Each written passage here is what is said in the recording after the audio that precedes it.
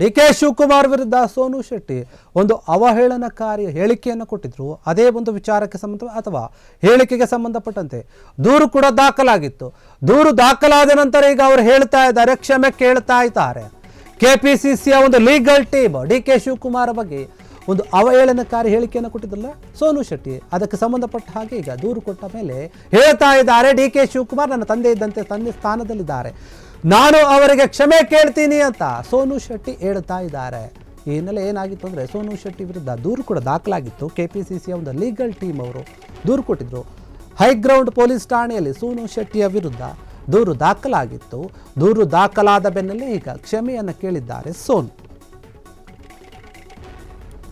ಹಾಗಾದ್ರೆ ಸೋನು ಶೆಟ್ಟಿ ಹೇಳಿದ್ದೇನು ಅಂತ ನೋಡೋದಾದ್ರೆ ಅವ್ರು ಹೇಳ್ತಾ ಇದ್ದಾರೆ ನೋಡಿ, ಡಿ ಕೆ ಶಿವಕುಮಾರ್ ಅವರಿಗೆ ನಾನು ಕ್ಷಮೆ ಕೇಳುತ್ತೇನೆ ಅವರೇ ಹೇಳ್ತಾ ಇರುವಂತಹ ಮಾತುಗಳಿವೆ ಸೋಷಿಯಲ್ ಮೀಡಿಯಾದಲ್ಲಿ. ಡಿ ಕೆ ಶಿ ಅವರಾಗಲಿ ಅಥವಾ ಅವರ ಮಗಳಾಗಲಿ ನನಗೆ ಯಾವುದೇ ಒಂದು ದ್ವೇಷವಿಲ್ಲ ಅವರ ಮೇಲೆ. ಅವರಂದರೆ ನನಗೆ ತುಂಬಾ ಇಷ್ಟ. ಅವರು ನನ್ನ ತಂದೆಯ ಸ್ಥಾನದಲ್ಲಿದ್ದಾರೆ. ಅವರ ಮೇಲೆ ನನಗೆ ಯಾವುದೇ ರೀತಿಯಾದಂತಹ ಒಂದು ದ್ವೇಷ ಇಲ್ಲ. ಇದಕ್ಕೆಲ್ಲ ಕಾರಣವಾಗಿದ್ದೆ ಯಾರು ಅಂತಂದರೆ ಆ ಸಂಧ್ಯಾ ಆಂಟಿ ಹೇಳ್ತಾ ಇದ್ದಾರೆ. ಯಾರೋ ಸಂಧ್ಯಾ ಆಂಟಿ ಅಂತೆ, ಅವರೇ ನನ್ನನ್ನು ಟ್ರಿಗರ್ ಮಾಡಿದ್ದು. ಟ್ರಿಗರ್ ಮಾಡಿ ಏನು ಮಾಡಿದ್ರು ಅಂತಂದರೆ ಡಿ ಕೆ ಶಿವಕುಮಾರ್ ಅವರ ವಿರುದ್ಧ ಮಾತನಾಡುವಂತೆ ಪ್ರೇರೇಪಿಸಿದ್ರು ಅಂತ ಹೇಳಿ ಆರೋಪವನ್ನು ಮಾಡ್ತಾ ಇದ್ದಾರೆ ಯಾರೋ ಸಂಧ್ಯಾ ಆಂಟಿಯ ಮೇಲೆ. ಘಟನೆಯ ಬಗ್ಗೆ ಸೋನು ಶೆಟ್ಟಿ ಈಗ ಸ್ಪಷ್ಟನೆಯನ್ನು ಕೊಡ್ತಾ ಇದ್ದಾರೆ. ಏನಾಯಿತು, ಯಾಕಾಯಿತು, ಯಾರಿಂದಾಯಿತು, ನಾನು ಯಾಕೆ ಆ ರೀತಿಯಾಗಿ ಹೇಳಿಕೆಯನ್ನು ಕೊಟ್ಟೆ ಅಂತ ಹೇಳಿ. ಸೋನು ಶೆಟ್ಟಿ ಸೋಷಿಯಲ್ ಮೀಡಿಯಾದಲ್ಲಿ ಕಂಟೆಂಟ್ ಕ್ರಿಯೇಟರ್ ಆಗಿ ತುಂಬ ಗುರುತಿಸಿಕೊಂಡಿದ್ದಾರೆ. ಕೆಲವು ಬಾರಿ ವಿವಾದಗಳನ್ನು ಕೂಡ ಮೈಮೇಲೆ ಎಳೆದುಕೊಂಡಿದ್ರು. ಈಗ ಡಿ ಕೆ ಶಿವಕುಮಾರ್ ಬಗ್ಗೆ ಸೋಷಿಯಲ್ ಮೀಡಿಯಾದಲ್ಲಿ ಕೆಲವೊಂದು ಪದ ಬಳಕೆ ಮಾಡಿದ್ರು. ಅದು ಆಕ್ಷೇಪಾರ್ಹ ಒಂದು ಪದ ಬಳಕೆ ಅಥವಾ ಅವಮಾನ ಆಗೋ ರೀತಿಯಲ್ಲಿ ಒಂದು ಪದ ಬಳಕೆಯನ್ನು ಮಾಡಿದ್ರು. ಆ ಪದ ಬಳಕೆಯಿಂದ ಡಿ ಕೆ ಶಿವಕುಮಾರ್ಗೂ ಕೂಡ ಒಂದು ನೋವಾಗಿರೋದು. ಮತ್ತು ಹೆಚ್ಚಿನದಾಗಿ ಕೆಪಿಸಿಸಿಯ ಒಂದು ಲೀಗಲ್ ಟೀಮ್ನವರು ಇದನ್ನು ಗಂಭೀರವಾಗಿ ತೆಗೆದುಕೊಳ್ತಾರೆ. ರೊಚ್ಚಿಗೆ ಹೇಳ್ತಾರೆ, ಹೋಗಿ ಈ ಸೋನು ಶೆಟ್ಟಿಯ ವಿರುದ್ಧ ಕಂಪ್ಲೇಂಟ್ ಕೊಡ್ತಾರೆ.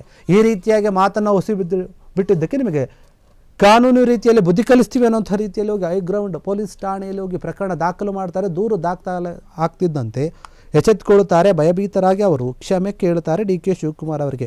ನಾನು ಮಾತನಾಡಿದ್ದು ತಪ್ಪಾಯಿತು, ನಾನು ಡಿ ಕೆ ಶಿವಕುಮಾರ್ ಅವರಿಗೆ ಕ್ಷಮೆ ಕೇಳ್ತೀನಿ, ಯಾಕಂದರೆ ಅವರು ನನ್ನ ತಂದೆಯ ಸಮಾನರು, ತಂದೆಯ ಸ್ಥಾನದಲ್ಲಿದ್ದಾರೆ. ನನಗೆ ಡಿ ಕೆ ಶಿವಕುಮಾರ್ ಅಂದರೆ ಪರ್ಸನಲಾಗಿ ಇಷ್ಟನೇ, ಅವರು ನನ್ನ ತಂದೆ ಸ್ಥಾನದಲ್ಲಿದ್ದಾರೆ. ನನಗೆ ಅವರ ಮೇಲೆ ಆಗಲಿ ಅಥವಾ ಅವರ ಮಗಳ ಮೇಲೆ ಆಗಲಿ ಯಾರ ಮೇಲೆ ಕೂಡ ನನಗೇನೂ ದ್ವೇಷ ಇಲ್ಲ. ಅದಕ್ಕೆ ನಾನು ಅವರ ಮೇಲೆ ಕ್ಷಮೆ ಕೇಳ್ತೀನಿ. ಅವರ ವಿರುದ್ಧ ಮಾತಾಡಿದ ಒಂದು ಮಾತೇನಿದೆ, ನನಗೆ ಮಾತಾಡಿ ಅಂತ ಪ್ರೇರಣೆ ಮಾಡಿದೆ ಬೇರೆಯವರು ಅಂತ ಹೇಳಿ ಯಾವಾಗ ಒಂದು ದೂರು ದಾಖಲಾಯ್ತಲ್ಲ, ಅದಾದ ನಂತರ ಕ್ಷಮೆ ಕೇಳಿಬಿಡ್ತಾರೆ. ಯಾಕೆ ಬೇಕಿತ್ತು ಅಂತ ಹೇಳಿ ಡಿ ಕೆ ಶಿವಕುಮಾರ್ ಅವ್ರಿಗೆ ನಾನು ಕ್ಷಮೆ ಕೇಳ್ತೀನಿ, ಸಾರಿ ನಾನು ಈಗ ರೀತಿಯಾಗಿ ಮಾತನಾಡಿದ್ದಕ್ಕೆ, ಯಾವುದೇ ದ್ವೇಷ ಇಲ್ಲ ಅವ್ರ ಮೇಲೆ, ಅವ್ರ ಮಗಳ ಮೇಲೆ ನನಗೆ. ಇವಾಗ ಹೇಳ್ತಾ ಇದ್ದಾರೆ ಈ ಒಂದು ಮಾತನ್ನು. ಅವರಂದರೆ ನನಗೆ ತುಂಬ ಇಷ್ಟ, ಹೀಗಾಗಿ ನಾನು ಅವ್ರಿಗೆ ಕ್ಷಮೆ ಕೇಳೋಕ್ಕೆ ಸಿದ್ಧವಿದ್ದೀನಿ, ಕ್ಷಮೆ ಕೇಳ್ತಾ ಇದ್ದೀನಿ ಅಂತ ಸೋಷಿಯಲ್ ಮೀಡಿಯಾದಲ್ಲಿ ಬರೆದುಕೊಂಡಿದ್ದಾರೆ, ಕೇಳಿದ್ದಾರೆ ಕೂಡ. ಈ ಒಂದು ವಿಚಾರವಾಗಿ ಸೋಷಿಯಲ್ ಮೀಡಿಯಾದಲ್ಲಿ ತುಂಬ ಆ್ಯಕ್ಟಿವ್ ಆಗಿದ್ದರು. ಆದರೆ ಈಗ ಈ ರೀತಿಯಾದಂತಹ ಒಂದು ವಿವಾದಾತ್ಮಕ ಹೇಳಿಕೆಯನ್ನು ನೀಡೋದ್ರಿಂದ, ಅವಹೇಳನಕಾರಿ ಒಂದು ಹೇಳಿಕೆ ಪದ ಬಳಕೆ ಮಾಡಿರೋದ್ರಿಂದ ಅವರ ಮೇಲೆ ದೂರು ದಾಖಲಾಗಿತ್ತು.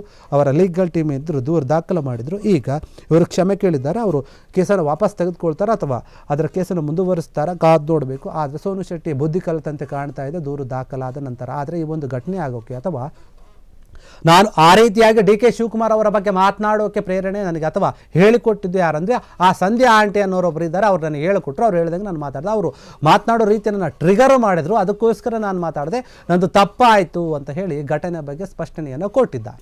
ಕ್ಷಣ ಕ್ಷಣದ ಸುದ್ದಿಗಳಿಗಾಗಿ ಫ್ರೀಡಂ ಟಿವಿ ಸಬ್ಸ್ಕ್ರೈಬ್ ಮಾಡಿ, ಲೈಕ್ ಮಾಡಿ ಹಾಗೂ ಫಾಲೋ ಮಾಡಿ. ಹೊಸ ಸುದ್ದಿಗಳ ನೋಟಿಫಿಕೇಶನ್ಗಾಗಿ ಬೆಲ್ ಐಕಾನ್ ಮೇಲೆ ಕ್ಲಿಕ್ ಮಾಡಿ.